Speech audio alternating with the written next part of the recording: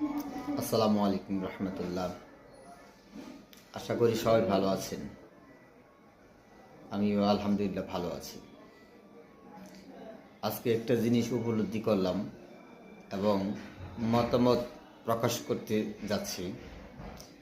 কথাটি হলো, বাংলাদেশে 3 থেকে 4টি আইন পাশ করলে সকল সমস্যার সমাধান হওয়ার সম্ভাবনা আছে।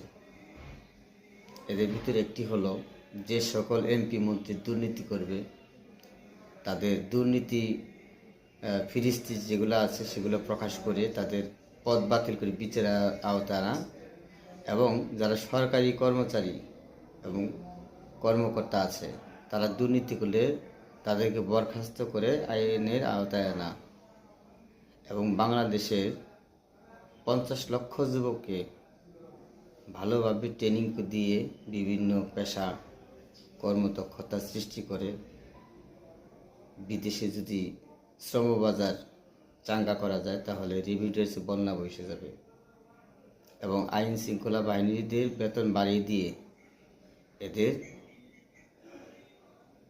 জবাবদিহিতার ভিতরে আনতে পারলে তাহলে দেশের 50% সমস্যার সমাধান হবে।